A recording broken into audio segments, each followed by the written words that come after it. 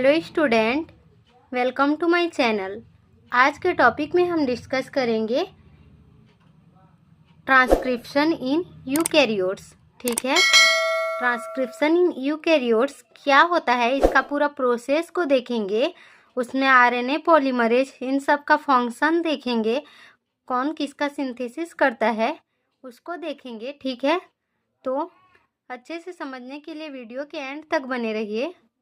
चलिए स्टार्ट करते हैं। सबसे पहले तो हम ट्रांसक्रिप्शन को देखेंगे कि ट्रांसक्रिप्शन क्या होता है। The information present in DNA and called into RNA, RNA में mRNA, tRNA, rRNA through a process called transcription. ठीक है, enzyme that is responsible for transcription is RNA polymerase.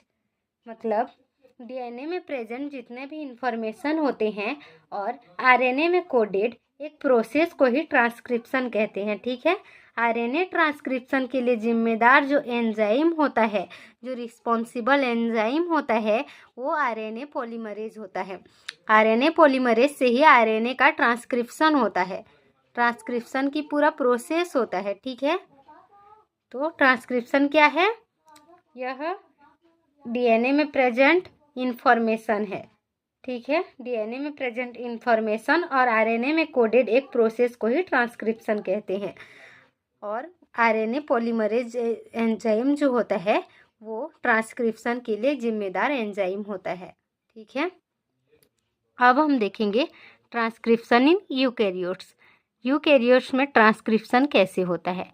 सबसे पहले तो देखिए आरएनए पॉलीमरेज ऑन यूकैरियोट्स, मतलब RNA polymerase को देखेंगे। यहाँ पे हम बताए थे कि ट्रांसक्रिप्शन के लिए जिम्मेदार आरएनए पॉलीमरेज होता है।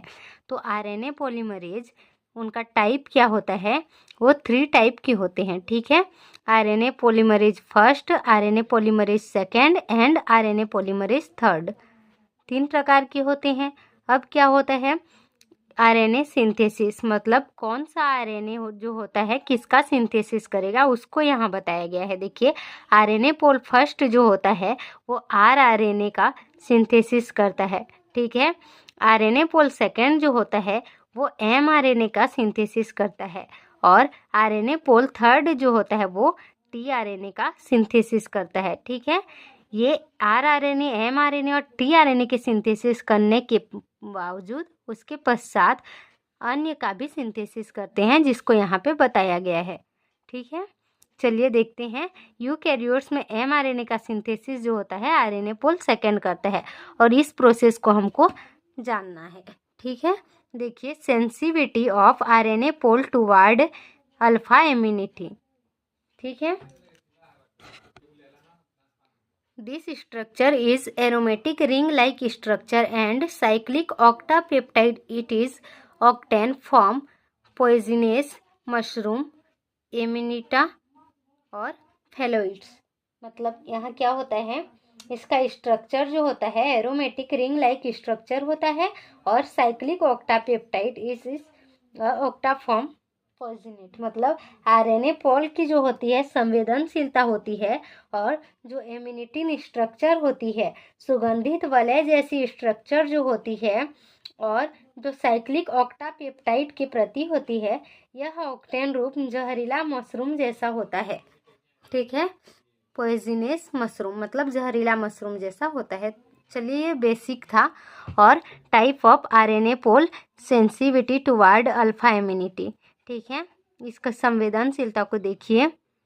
आरएनए पोल फर्स्ट जो होता है वो रेजिस्टेंस मतलब नो इफेक्ट होता है।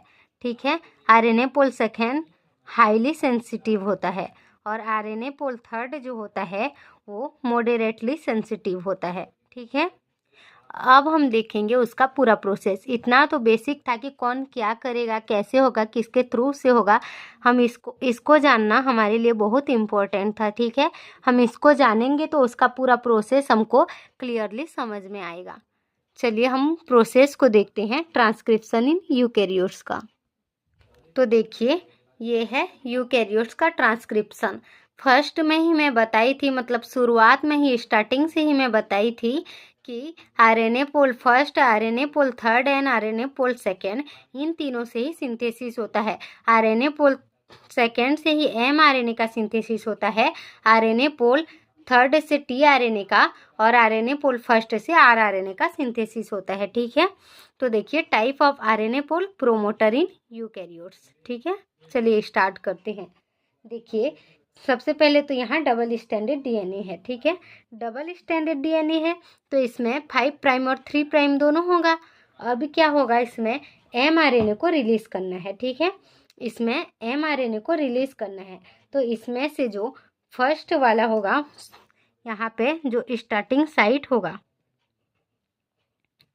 ये देखिए +1 वाला जो होता है ये स्टार्ट साइट होता है, स्टार्टिंग साइट होता है। और इसमें क्या होता है, आरएनए पोल फर्स्ट में हमेशा प्रमोटर रीजन जो होता है वो अप स्ट्रीम से स्टार्ट होगा। ठीक है, अप स्ट्रीम में होगा। ये है अप स्ट्रीम, ये डाउन स्ट्रीम। डाउन स्ट्रीम थोड़ा नीचे होता है। इससे पहले हम जो फर्स्ट वीडियो में देखे थे ट्रांसक्रिप्शन इन प्रोकैरियोट्स, उसमें भी पूरा डिटेल है। उसको समझने के बाद हम इसको देखते हैं तो ये और भी आसान हो जाता है। ठीक है, ये है डाउन स्ट्रीम जो कि थोड़ा नीचे की ओर होता है, ये अप स्ट्रीम है, ये ऊपर की ओर होता है। ठीक है, और इसमें आरएनए पोल फर्स्ट में क्या होगा, हमेशा प्रमोटर रीजन जो होता है अप स्ट्रीम में होता है। ठीक है, और इसके साथ जो होता है माइनस 100 के साथ एक और रीजन होता है जो मेन प्रोमोटर या कोर प्रोमोटर को कंट्रोल करता है। मतलब ये जो होता है ये UCE up stream control element जो लिखा है, यही होता है वो रीजन जो कि -100 वाले जो अप स्ट्रीम होता है उसके साइड में होता है। ये अप स्ट्रीम कंट्रोल एलिमेंट होता है। ठीक है, कोर प्रमोटर को जो होता है वो कंट्रोल करता है। ठीक है, ये कोर प्रमोटर और ये कोडिंग सीक्वेंस होता है और ये आरआरएनए, क्योंकि आरएनए पोल फर्स्ट आरआरएनए का सिंथेसिस करता है। ठीक है, ये एक प्रोसेस कंप्लीट हुआ, इतना ही था। और देखिए आरएनए पोल थर्ड, क्योंकि हम आरएनए पोल थर्ड को पहले देख रहे हैं, छोटा सा प्रोसेस है, और आरएनए पोल सेकेंड ही एमआरएनए का सिंथेसिस करता है, इसलिए प्रोसेस को क्लियरली देखने के लिए मैं उसको बाद में रख दी हूँ। ठीक है, चलिए देखिए आरएनए पोल थर्ड जो होता है स्टार्ट रीजन में तो पाया जाता है, लेकिन यह अप स्ट्रीम में प्रेजेंट होने के साथ साथ कोडिंग रीजन या डाउन स्ट्रीम में भी पाया जाता है। यह अप स्ट्रीम में पाया जा रहा था और इसमें क्या होता है, अप स्ट्रीम के साथ पाया जाने के साथ साथ कोडिंग रीजन में भी पाया जाता है। ठीक है, अब क्या होगा, ये डाउन स्ट्रीम में भी पाया जाएगा, कोडिंग रीजन में भी पाया जाता है। ठीक है, यह एक अपवाद है, मतलब कि इसमें जो होता है इसमें जो होता है इसमें नहीं होता है, इन दोनों से अलग होता है, दोनों उसके साथ साथ पाए जाते हैं। ठीक है, यह अनयूजुअल सीक्वेंस में पाया जाता है।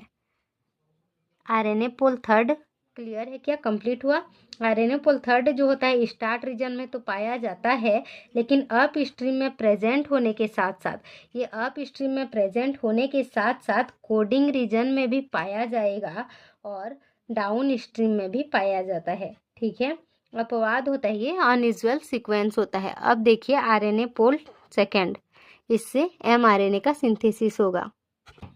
देखिए आरएनए पोल सेकेंड, एमआरएनए के सिंथेसिस के समय जो +1 वाला हिस्सा होता है उसमें इनिशिएटर सीक्वेंस होता है। ये इनिशिएटर सीक्वेंस होता है, उसमें 3 बेस पेयर पाए जाते हैं। ठीक है, लेकिन यह पूरा जो होता है 100 बेस पेयर का होता है।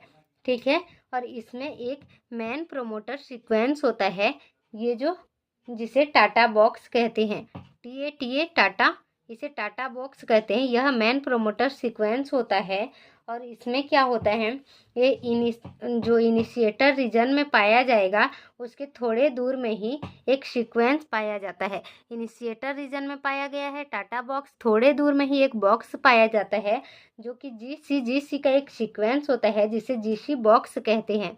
ठीक है, ये GC बॉक्स कहलाएगा और उसी के दोनों के बीच में ही एक बॉक्स और पाया जाता है जिसे कैट बॉक्स कहते हैं। अब टाटा बॉक्स जो होता है, ये टाटा बॉक्स और ये इनिशिएटर सीक्वेंस दोनों ही आपस में जुड़ जाते हैं, बाइंडिंग होकर के कोर प्रोमोटर का फॉर्मेशन करते हैं। अब जो कैट बॉक्स होता है, ये कैट बॉक्स और GC बॉक्स मिलके अदर का फॉर्मेशन करते हैं। टाटा बॉक्स और इनिशिएटर सीक्वेंस मिलके कोर प्रमोटर कोर प्रमोटर का फॉर्मेशन किए और कैट बॉक्स और जीसी बॉक्स मिल करके पूरे अदर का फॉर्मेशन करते हैं। ठीक है, इसका जो प्रोमोटर रीजन होता है कभी भी डाउन रीजन की ओर नहीं पाया जाता है, ये हमेशा अप स्ट्रीम की ओर ही पाया जाता है। ठीक है, इसमें ट्रांसक्रिप्शन फैक्टर के रूप में ट्रांस एक्टिन होता है और प्रोमोटर रीजन में सीस एक्टिन होता है। इतना क्लियर है क्या? Thank you all. वीडियो समझ में आया हो तो एक लाइक एंड सब्सक्राइब जरूर करें।